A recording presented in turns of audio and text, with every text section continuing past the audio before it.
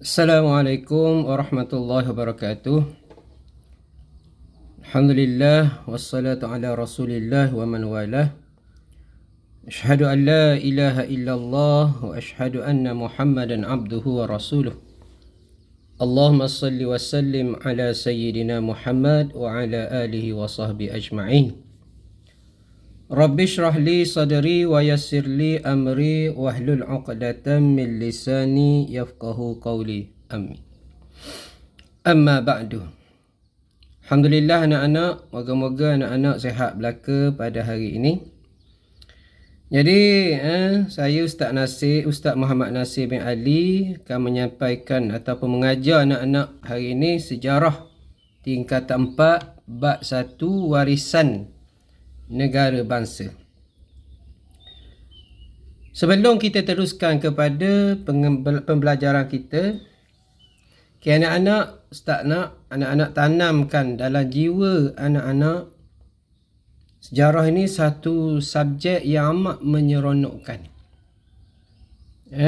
Dengan pembelajaran sejarah ni kita dapat mengenal jati diri kita, dapat mengenal kehebatan bangsa dan negara kita. Sejarah tingkatan 4 ni adalah kesinambungan daripada pembelajaran anak-anak daripada tingkatan 3. Jadi pada permulaan tajuk ni 1.1 kita lebih kepada latar belakang negara bangsa sebelum kedatangan barat. Tajuk itulah yang akan kita pelajari pada hari ini. Di mana kerajaan alam Melayu ni kerajaan yang luas. Kerajaan yang besar. Bahkan kalau kita tengok kepada beberapa kajian yang telah dilakukan, kerajaan alam Melayu ini adalah antara kerajaan yang terawal dan memiliki kepulauan yang besar yang dikenali sebagai pentas Sunda pada zaman dahulu. Jadi kerajaan alam Melayu ni bukti asas kepada negara bangsa yang mana kemunculannya telah bermula sebelum kedatangan barat lagi. Nah, bagaimana berlakunya kemunculan kerajaan alam Melayu? Mengambil masa yang lama dari segi proses pembentukannya, dan kerajaan alam Melayu melibatkan kerajaan yang banyak yang bertahap-tahap, seperti kerajaan Funan, Champa, Kedah Tua, Gangga Negara, Sriwijaya, Angkor dan Majapahit. Semuanya berada di bawah kerajaan alam Melayu dan menunjukkan ciri negara bangsa berkembang dan kemudiannya diwarisi antara satu kerajaan kepada kerajaan yang lain di dalam kerajaan alam Melayu selepasnya. Ciri-ciri negara bangsa kerajaan alam Melayu. Terdapat 4 ciri, iaitu raja, undang-undang, wilayah pengaruh dan kemudian rakyat. Masing-masing memainkan peranan. Yang pertamanya adalah raja. Raja menjadi tonggak utama kerajaan alam Melayu. Dan kemudiannya kerajaan alam Melayu ini yang memiliki raja diperkukuhkan lagi dengan pentadbiran yang dibantu oleh pembesar-pembesar. Raja juga ditaati oleh rakyat. Dan raja dianggap suci. Contohnya pada kerajaan alam Melayu Champa, Raja Champa ini yang suci dikaitkan dengan Dewa Siwa. Yang kedua, dari segi undang-undang.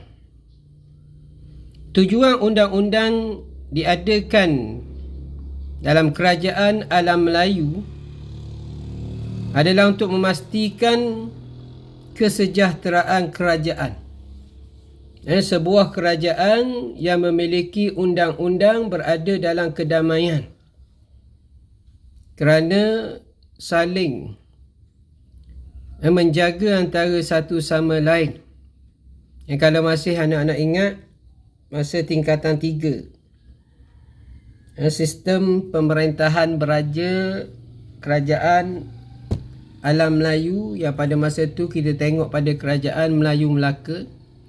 Kalau ingat dalam bentuk piramid tu, yang paling atas adalah raja yang kemudian dibantu oleh pembesar-pembesar, dan kemudian pembesar memberi arahan kepada penghulu, penggawa, yang disampaikan kemudiannya kepada rakyat. Maka undang-undang yang dijaga itu dapat memberi kestabilan kepada sesebuah negara. Undang-undang juga terpakai di wilayah pengaruh.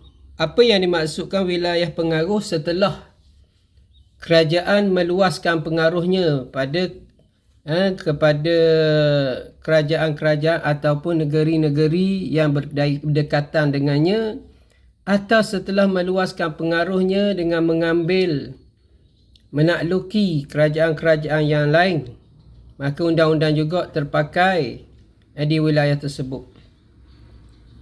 Undang-undang juga menjadi panduan dalam pentadbiran sesebuah kerajaan.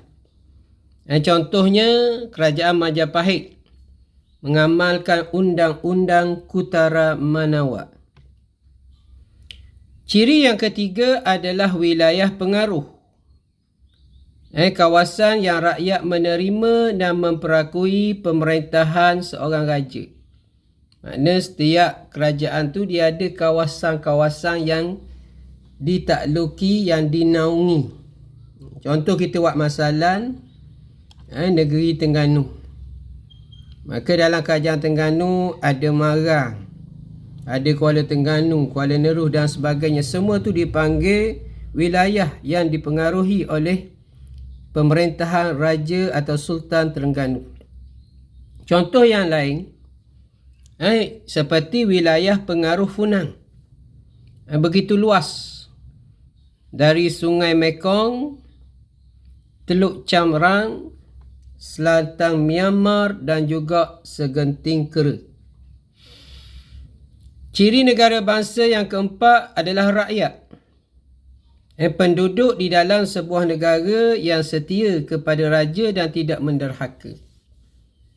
Sifat rakyat tidak menderhaka kepada pemerintah, kepada sultan. Dalam konsep agama pun juga kita ambil dalam perintah Allah Subhanahu wa taala, ya ayyuhallazina amanu atii'u Allah wa atii'ur rasul wa ulil amri minkum. Wahai orang-orang yang beriman, taatlah kamu kepada Allah, dan taatlah kamu kepada Rasul, dan taatlah kamu kepada pemimpin-pemimpin kamu atau pemerintah kamu. Contoh tentang ciri negara bangsa melibatkan rakyat adalah rakyat Sriwijaya. Mereka membuktikan kesetiaan mereka kepada raja dengan upacara persetiaan dan meminum air sumpah.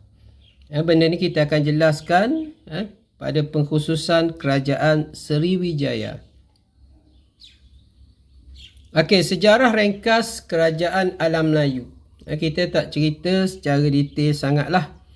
Sebab benda ni anak-anak telah belajar daripada tingkatan 1 ada, tingkatan 2 ada, dan yang terakhirnya adalah pada tingkatan 3 sebelum kepada penaklukan Barat yang membawa 3G, Glory, Gospel dan juga Gold. Tunjukkan kepada kehebatan mereka, menyebarkan agama mereka dan juga mencuri hasil bumi. Yang pertama adalah kerajaan Funan. Kerajaan terawal, kerajaan alam Melayu yang telah muncul pada abad yang pertama. Latar belakang kerajaan Funan. Pengasasnya adalah kaum Dindia yang mana merupakan Brahmin Hindu. Pusat pentadbiran masa itu di Wiyadapura. Pembentukan kerajaan Funan berlaku selepas kaum Dindia berkahwin dengan pemerintah di Sungai Mekong yang bernama Soma. Kerajaan Funan masyhur semasa pemerintahan Fan Xi-Nian. Funan berkembang sehingga Sungai Mekong dan Teluk Cam Ran. Funan juga menguasai selatan Myanmar dan segenting Kera, menguasai jalan perdagangan timur barat, dan kerajaan Funan menjadi pusat perdagangan utama alam Melayu yang mana memiliki pelabuhan yang terkenal iaitu Ok Yew. Dan pelabuhan ini dikunjungi pedagang-pedagang yang datang daripada China, India, Arab dan Parsi. Kerajaan Funan juga menjalinkan hubungan luar, di mana hubungan dengan negara China telah berlaku pada abad ke-3. Kerajaan Funan telah hantar utusan bagi meminta bantuan untuk melawan Dai Viet. Dai Viet ni adalah musuh bagi kerajaan China. Kemudiannya mengadakan hubungan dengan India juga pada abad ke-3 bertujuan sebagai hubungan perdagangan. Hasil daripada hubungan luar ini, kerajaan Funan dapat mengukuhkan hubungan perdagangan dua hala dan juga mendalami ilmu agama. Dari segi sistem pemerintahan kerajaan Funan, kita tahu dah tadi ciri-ciri alam Melayu ada 4. Pertamanya sistem beraja, yang mana raja dibantu oleh golongan agama dan tentera. Raja juga menggunakan pelbagai gelaran bagi kukuhkan kedudukan. Kemudian sistem pemerintahannya juga dibagikan kepada 7 wilayah. Setiap wilayah diperintah putera raja ataupun raja kecil. Benda ni boleh nampak lah dek. Kita nampak contohnya, macam kita buat sebuah negara ada jajahan-jajahannya, dan dalam jajahannya kalau kita ambil nampak macam konsep hari ni, ada DO-nya, ada pentadbiran-pentadbiran pada setiap daerah. Maka itu disebut 7 wilayah. Persamaan ni seperti yang mana dibagikan kepada 7 wilayah tersebut. Dalam daerah, dalam sebuah negeri ada daerah-daerahnya, dan setiap daerah-daerahnya ada wakil-wakil pemerintah. Sistem pemerintahan kerajaan Funan menggunakan bahasa Sanskrit dan tulisan orang Hu. Namun, kerajaan Funan mengalami kemerosotan semasa pemerintahan rajanya yang terakhir iaitu Rudrawarman, di mana Funan telah diserang kerajaan Champa pada abad yang ke-6. Lama tu. Abad pertama hingga abad ke-6 kerajaan Funan memerintah. Kemudiannya kerajaan alam Melayu yang kedua yang masyhur iaitu kerajaan Champa. Kerajaan Champa muncul pada abad kedua. Kerajaan Champa diasaskan oleh Chu Lien pada tahun 192 Masehi dan berpusat di Indrapura. Kerajaan Champa mengukuhkan kerajaan mereka apabila berjaya membebaskan diri dari China. Kerajaan Champa mendapat tentangan daripada kerajaan Dai Viet, namun berjaya dengan membunuh Raja Tran Due Tong di bawah pemerintahan Che Bonga. Pada saat itu dikenali sebagai Red King atau Raja Merah dalam sejarah Vietnam. Kerajaan Champa meluaskan jajahan takluk dari wilayah Dai Viet hingga lembah Sungai Merah. Kerajaan Champa juga mengadakan hubungan luar, iaitu dengan China, di mana utusan pertama dihantar pada abad ketiga untuk pulihkan hubungan dengan China setelah berperang dengan sekutu China iaitu Dai Viet. Sistem pemerintahan Kerajaan Champa menggunakan gelaran Raja Diraja dan dibantu oleh pembesar yang dibahagikan kepada 5 wilayah yang diperintah oleh pembesar-pembesar. Yang tadi 7 wilayah yang diperintah oleh Raja Kecil, Putera Raja. Pelabuhan yang masyhur pada Kerajaan Champa adalah Pelabuhan Turam, Cam Ranh, Sri Banoi dan Maliti. Kerajaan Champa menggunakan bahasa Melayu Champa dan Sanskrit dan menggunakan tulisan Palawa dan Champa kuno. Kerajaan Champa mengalami kemerosotan apabila Raja Indrawarman mati. Di mana kerajaan Champa ni kerajaan Melayu yang paling lama bertahan sehingga 1500 tahun. Akibat daripada kematian Raja Indrawarman, tercetuslah perang saudara di mana dibantu oleh musuh lama Dai Viet menyerang Champa. Akhirnya Champa ditawang Dai Viet setelah beberapa siri peperangan. Kita berpindah kepada kerajaan yang ketiga yang wujud pada abad yang ke-7, yakni Kerajaan Sriwijaya. Kerajaan Sriwijaya ni antara kerajaan yang hebat. Kerajaan yang hebat dalam alam Melayu.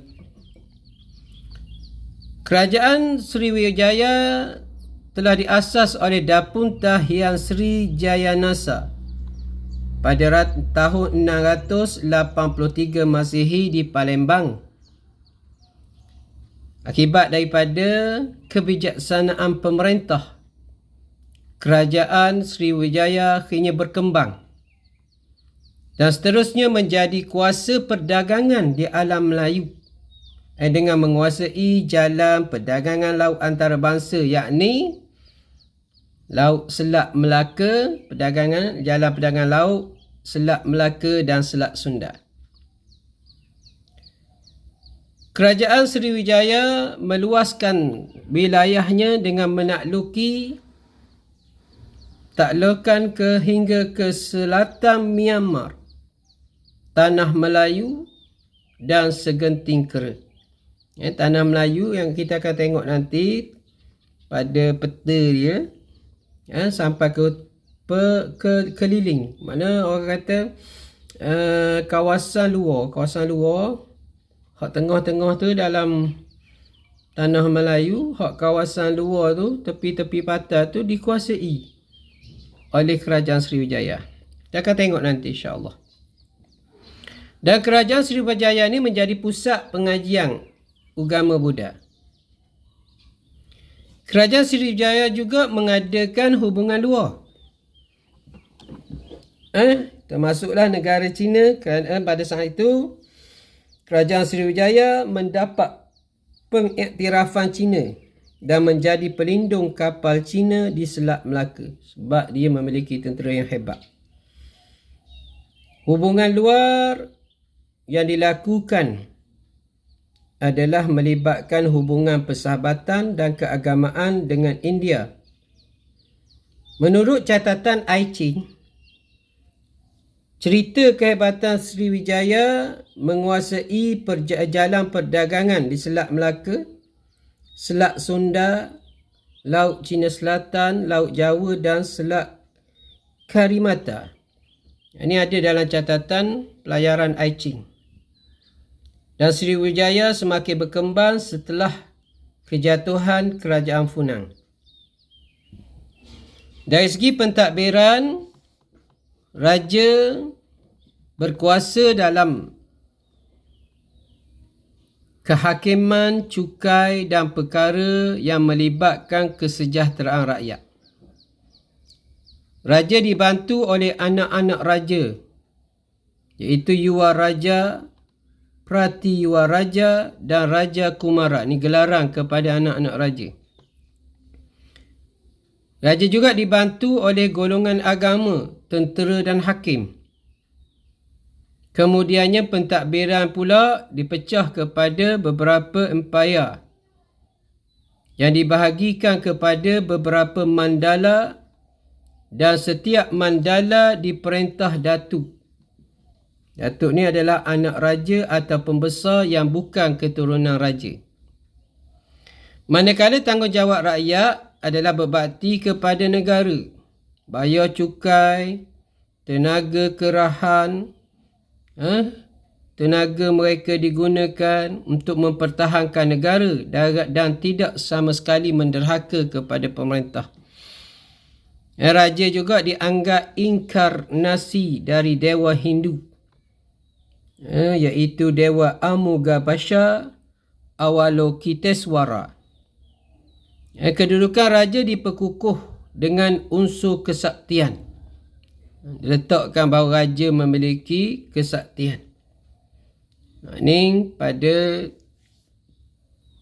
kefahaman dan juga kepercayaan mereka pada saat itu. Macam pada sultan juga kita letak adanya tulah. Daulat Raja Sriwijaya muncul dengan pendewaan raja. Konsep daulat mewujudkan tradisi persetiaan antara golongan diperintah dan golongan yang memerintah. Dan bahasa yang digunakan adalah bahasa Melayu sebagai bahasa utama. Buktinya adalah penemuan batu-batu bersurat di kedukan bukit, Kota Kapur, Telaga Batu dan Talantua.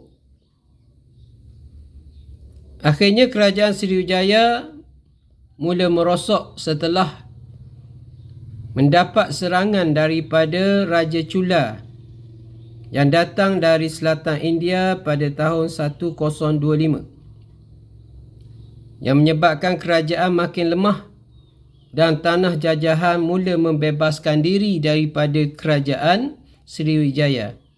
Akhirnya muncul kerajaan Jambi menjadi saingan kepada kerajaan Sriwijaya. Pusat pemerintahan Sriwijaya di Palembang, di mana Sriwijaya meneruskan ciri-ciri negara bangsa kerajaan alam Melayu yang dilaksanakan sebelumnya oleh kerajaan Funan dan Champa. Sriwijaya menjadi asas kukuh untuk berkembang dan muncul sebagai empayar terkenal kerana memiliki ciri-ciri negara bangsa tadi. Ciri-ciri negara bangsa itulah yang menjadikan asas, menjadikan sebuah empayar kerajaan Melayu. Kita ambillah kerajaan Sriwijaya ini semakin berkembang. Dan ciri-ciri negara bangsa kerajaan alam Melayu juga diwarisi oleh Kesultanan Melayu Melaka dan diteruskan oleh kerajaan Johor Riau.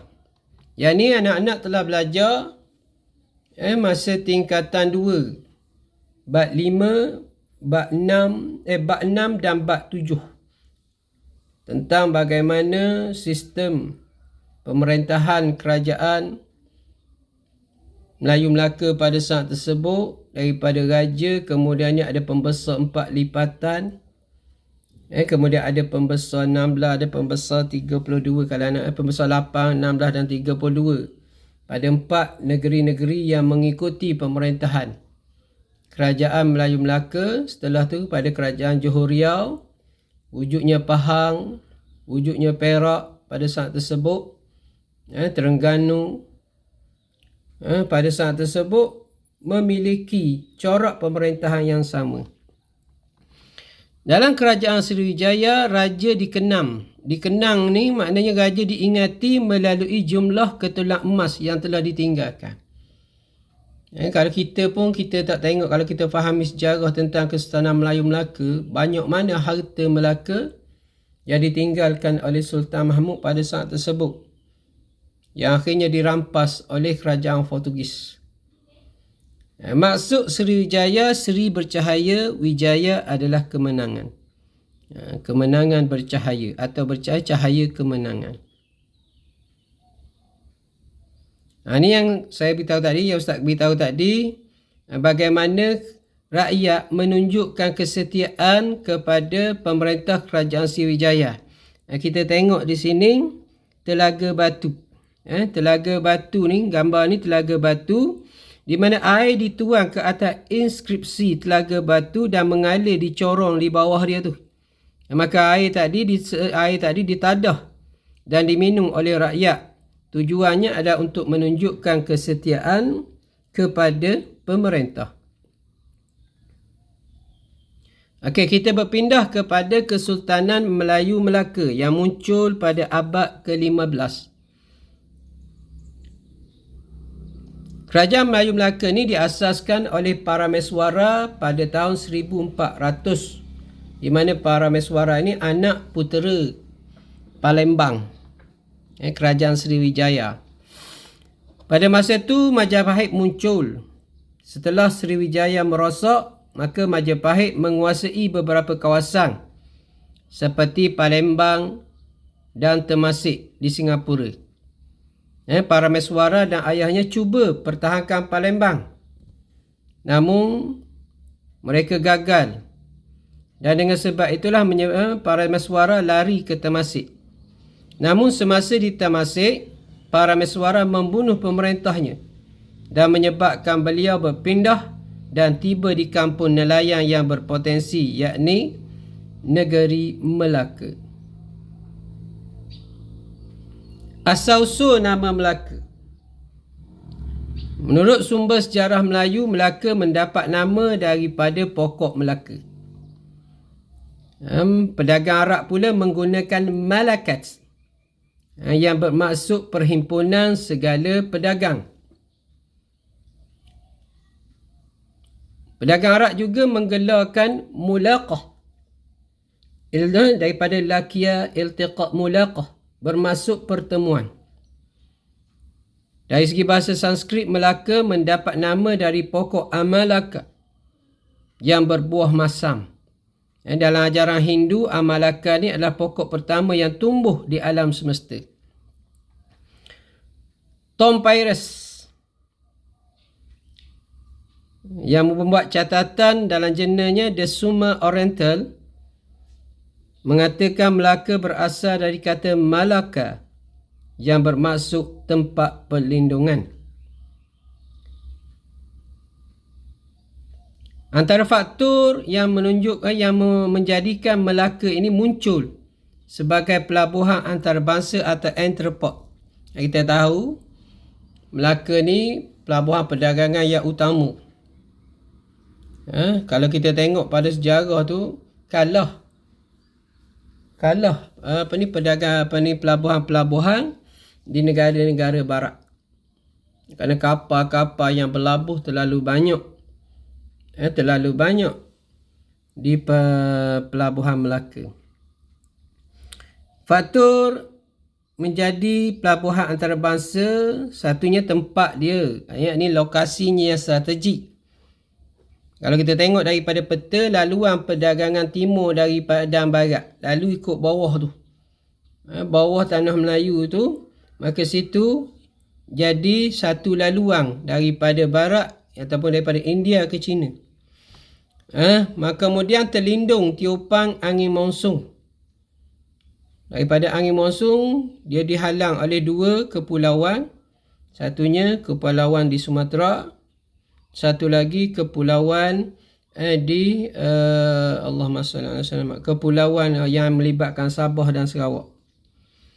Kemudian bentuk muka buminya yang berbukit. Boleh duduk daripada atas tu, orang panggil, kalau ada lapu, orang panggil apa tu, dia ada daripada atas tu boleh nampak dah kawasan bukit tu, nampak dah tepak daratan, dan daripada atas tu boleh tinjau pula kapal-kapal yang berlabuh. Kemudian memiliki benteng pertahanan semula jadi, dikelilingi oleh pokok-pokok bakau dan pokok api-api.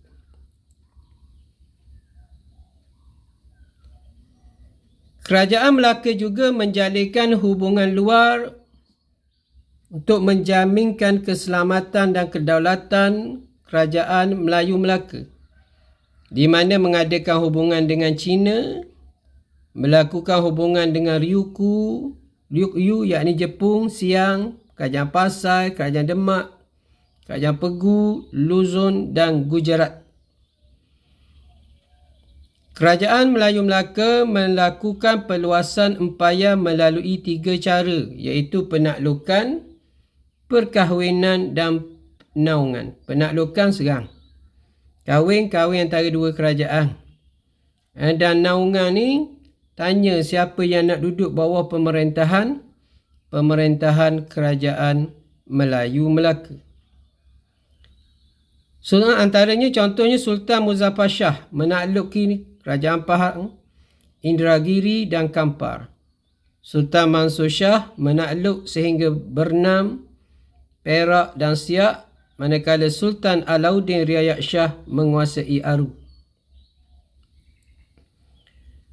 Kerajaan Melayu Melaka juga menjadi pusat penyebaran Islam, di mana Islam disebar ke tanah jajahan melalui pengislaman pemerintah, kemudian melakukan perkahwinan, peranan ulama-ulama dan mubalik, penyampai dakwah, perdagangan yang wujud ketika mari berdagang sambil menyebarkan Islam, dan perluasan kuasa kepada negara-negara yang dijajahi. Dan Melaka saat itu juga menjadi tempat tumpuan ulama dan pendakwah dan tempat pembelajaran agama Islam. Sistem pentadbiran yang diamalkan adalah sistem pentadbiran beraja, di mana raja pemerintah berkuasa memiliki kuasa yang tinggi. Raja adil dan berwibawa, memberi keyakinan dan menjaga keselamatan rakyat. Kemudian dibantu oleh sistem pembesar empat lipatan. Apa itu sistem pembesar 4 lipatan? Ada bendahara, ada laksmana, ada temenggung dan ada penghulu bendahari. Benda ni yang kata pembesar 4 lipatan. Jadi sistem pembesar 4 lipatan ni bantu melancarkan pentadbiran. Antaranya kita pernah tengok bagaimana Raja ataupun Sultan Melaka dibantu oleh pembesar-pembesar yang berwibawa seperti Bendahara Tun Perak yang berkhidmat di bawah pemerintahan 4 orang Sultan. Dan kerajaan Melayu Melaka mencapai kegemilangan masa pemerintahan Sultan Mansur Shah.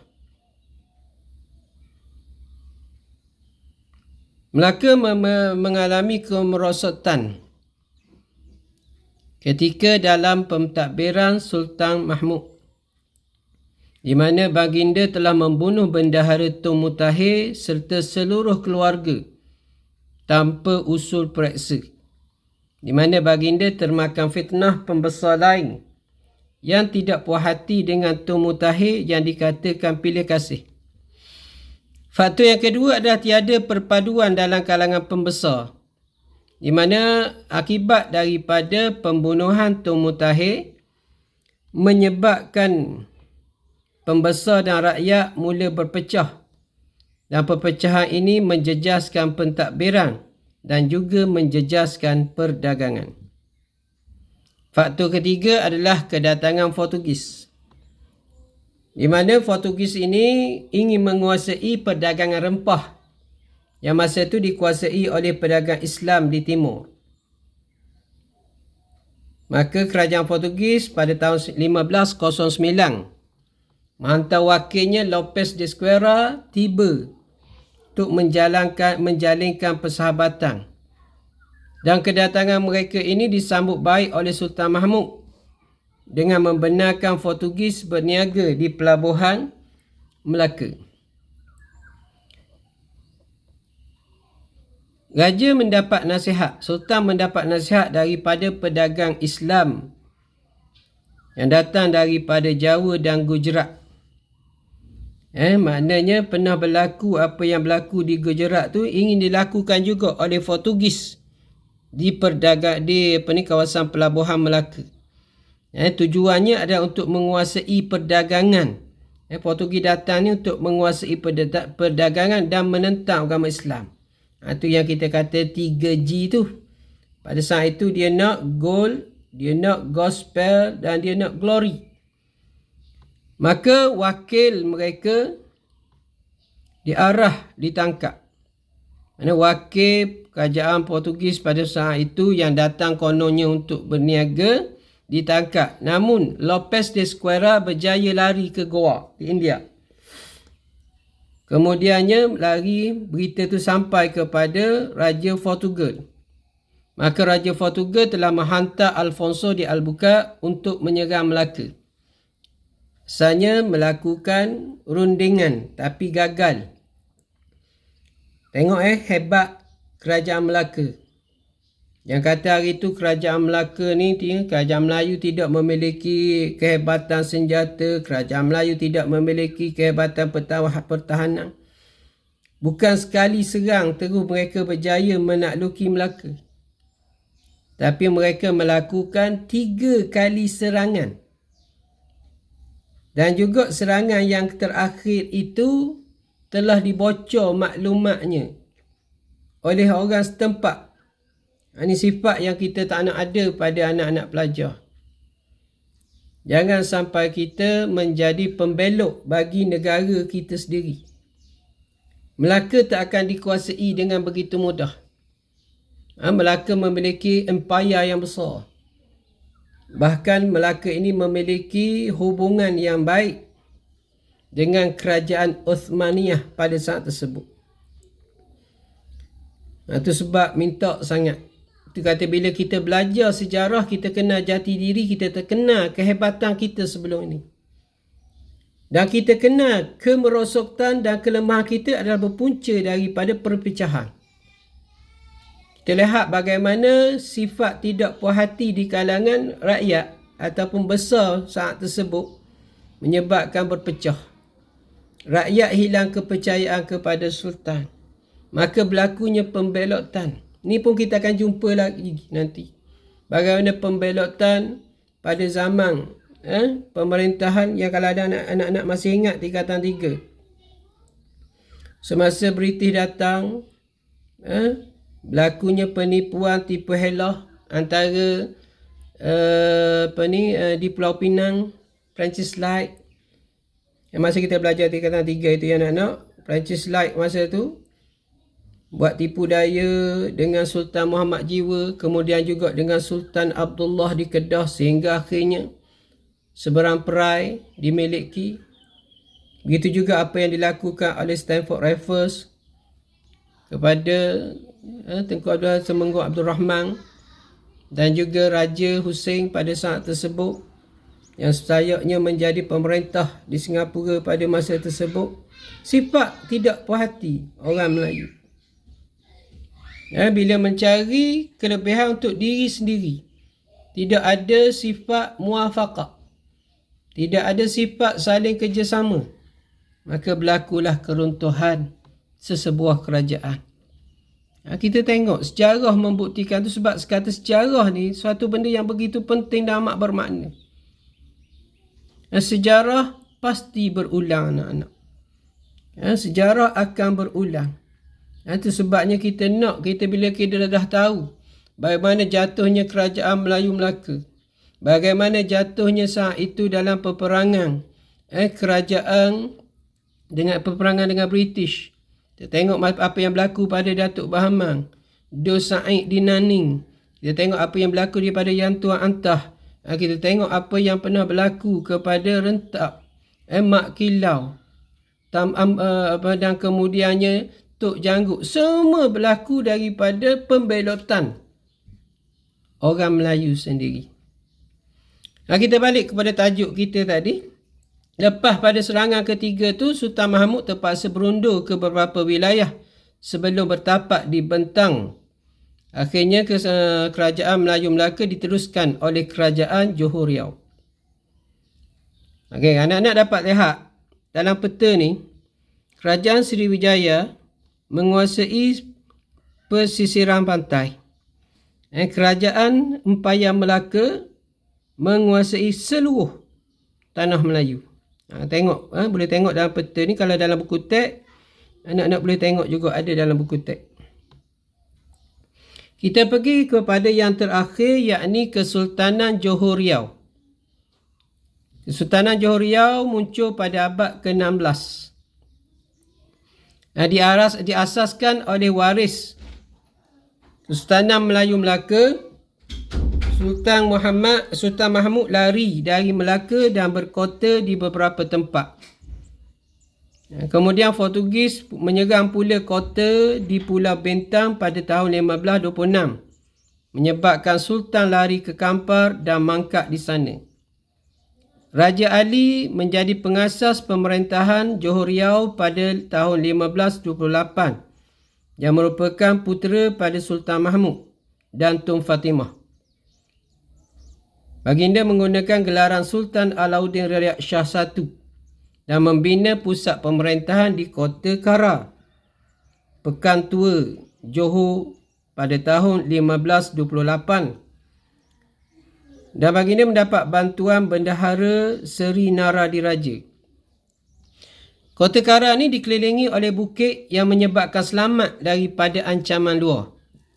Dan kedudukannya berhampiran sungai yang lebar dan dalam, memudahkan kapal-kapal keluar masuk. Kota Kara tidak bertahan lama kerana Portugis menyerangnya pada tahun 1535. Kemudian baginda undur ke Kota Sayong, yakni selamat kerana sungai sempit menyukarkan kapal musuh melepasinya. Lebih selamat. Kota Sayong itu lebih selamat kerana sungainya agak sempit, tak ada sungai luas. Jadi kapal musuh sukar untuk melepasi sungai tersebut. Kemudian baginda berpindah ke Kota Batu, Johor Lama pada tahun 1540. Di sana baginda bertapak selama 300 tahun. Pada tahun 1528 hingga 1699, kerajaan Johor Riau diperintah oleh waris daripada Kesultanan Melayu Melaka. Namun pada tahun 1699 ke atas, kerajaan Johor diteruskan oleh Sultan dari keturunan Bendahara Johor. Kemudiannya selepas 1855 diterajui waris keturunan Temenggung. Yang ni semua ada dalam bab yang ke-7 tingkatan 3. Anak-anak telah belajar. Kegemilangan Johor Riau sebagai pusat perdagangan, iaitu gemilang pada abad ke-16 dan 17. Pusat di mana perdagangan yang berlaku di Johor Riau ini menjadi tumpuan pedagang dari China, Gujarat, India, Belanda, Inggeris, dan juga menjadi pusat pertukaran barang keluaran alam Melayu dengan barang dari China, India dan Arab. Yang ni ada masa tingkatan 3 bab yang pertama lagi. Dan pelabuhan ini sibuk dengan kapal dari pelbagai tempat. Dan kemudiannya banyak kemudahan-kemudahan bagi pedagang dengan wujudnya kemudahan pelabuhan yang disediakan. Cabaran yang dihadapi oleh kerajaan Johor Riau, utamanya perang tiga segi yang melibatkan Johor, Aceh dan Portugis, yang pada masa itu mahu kuasai perdagangan di Selat Melaka. Dan peperangan ini mengambil masa yang lama, hampir 100 tahun. Kemudiannya penaklukan Melaka oleh Belanda dengan bantuan Johor menamatkan perang. Belanda berjaya usir Portugis dari Melaka. Ni kita belajar dah. pada tahun 1641. Maka saat itu Aceh tiada upaya untuk meneruskan peperangan tiga segi selepas kemangkatan Sultan Iskandar Thani. Cabaran yang kedua datang daripada Perang Johor Jambi, berlangsung antara 1659 hingga 1679 selama 20 tahun. Dan saat itu Johor berjaya mengalahkan Jambi dan Jambi tunduk pada Johor. Yang ketiga, cabaran yang dihadapi oleh Kerajaan Johor Riau. Pada saat itu munculnya raja kecil yang mendakwa dirinya putera Sultan Mahmud I. Beliau telah mengisytiharkan dirinya sebagai Sultan Johor Riau, bergelar Sultan Abdul Jalil Rahmat Shah. Dengan bantuan Opu Bugis, 5 bersaudara, raja kecil dapat dikalahkan. Pada bulan Oktober 1722, Raja Sulaiman, iaitu putera Sultan Abdul Jalil Rahmat Shah IV, ditabalkan sebagai Sultan Johor dengan gelaran Sultan Sulaiman Badrul Alam Shah. Yang kemudian cabaran juga yang keempat adalah masalah dalaman antara pembesar. Berlakunya persaingan antara Bendahara Tun Habib Abdul Majid dan Laksmana Tun Abdul Jamil untuk berkuasa. Keturunan Bendahara kembali berkuasa selepas pengunduran Laksmana Tun Abdul Jalil ke Terengganu, dan kewibawaan Kesultanan Johor Riau tidak tergugat dengan cabaran. Okey, itulah hari ini apa yang kita nak sampaikan, tajuk 1.1 bab yang pertama, sejarah tingkatan 4. Moga-moga anak-anak boleh memahami apa yang disampaikan, insya-Allah. Perkara paling penting kena ingat, sejarah ni bukan suatu yang sukar, tapi jadikan bendanya sebagai satu keseronokan, kerana kita dapat mengetahui hakikat sebenar kehidupan, sejarah nenek moyang kita, supaya kita lebih mantap pada masa-masa akan datang untuk kita mempertahankan tanah air. Sekadar itu, Assalamualaikum warahmatullahi wabarakatuh.